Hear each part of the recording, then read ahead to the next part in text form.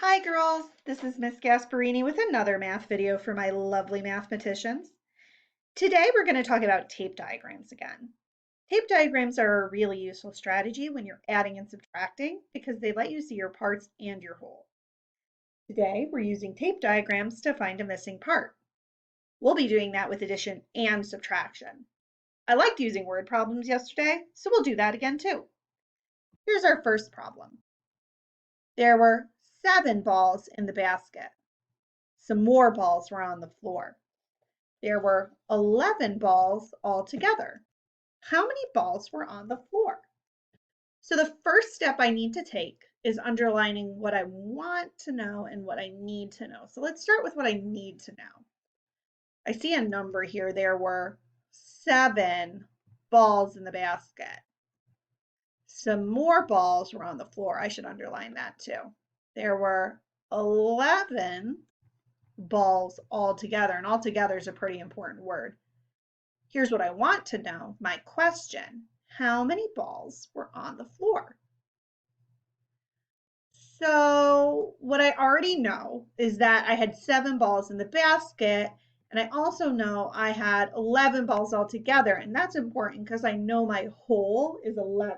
I had 11 altogether, and I know my part is 7. What I don't know is my other part, how many balls were on the floor, and that's what I'm being asked.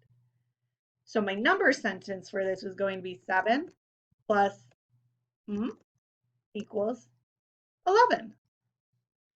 And if I'm going to write out an answer to my number story, which I should, it would say there were balls on the floor. So now that I've set up my number sentence and I've set up my written response, I need to start setting up my tape diagram. So I know there were 7 balls in the basket. I know my first part is 7. So I'm going to set that up first. Can you count with me to help me set that up? Great. I have 1,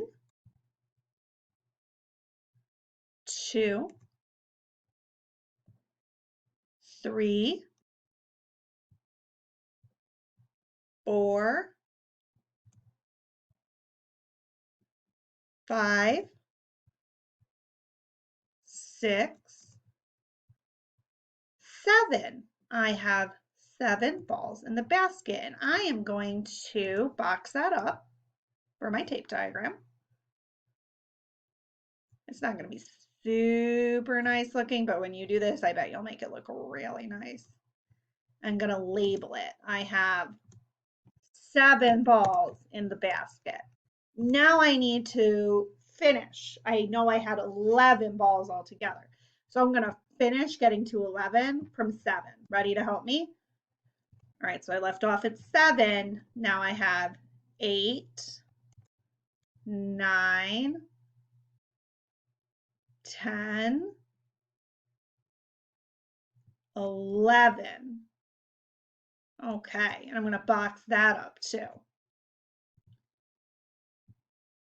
And make it so it's together. So I have my 11 here. I know that's how much I have all together is 11.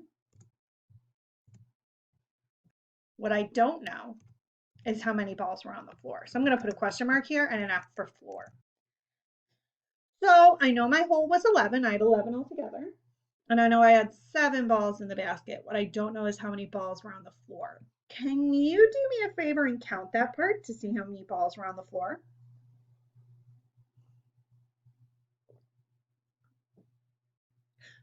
That's right. There were 1, 2, 3, 4 balls on the floor. There were 4 balls on the floor. And let me put that in my sentence. And that means that 7 plus 4 equals 11. So I had my hole in the tape diagram. And I already knew my first part was 7. And then I figured out my second part was 4. So the tape diagram showed me my 2 parts of my whole. Let's do this with subtraction now. I have a whole other word problem for you. Excuse me. It says, Emmy had 14 pink erasers. She gave some to her friend Tara. Now she has 9 pink erasers. How many erasers did she give to Tara? So again, I'm going to go through and underline what I need to know and what I want to know. So I know Emmy had 14 pink erasers. I know she gave some away. She gave some to her friend Tara. She gave some away. I know she now has 9 pink erasers. So she had 14, gave some away, and now she has 9.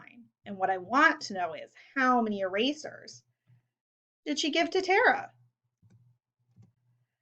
So I know my whole is 14 because that's how many Emmy had. She had 14 before she gave any away. She had 14 erasers. And I know after she gave some away, she had 9.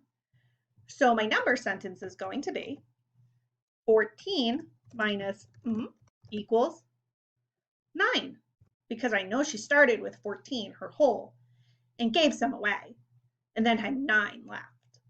So 14 minus equals 9. And I know my written sentence is going to be Emmy gave erasers to Tara because I need to repeat my question. Emmy gave erasers to Tara. So I know she had 14, and I know that she had 9 left. So what I'm going to do is I'm going to start with my whole this time. I'm going to start with 14. So can you help me count out 14 pink erasers? Great. All right, we're going to start. 1, 2, 3, 4, 5, 6, 7, 8, 9,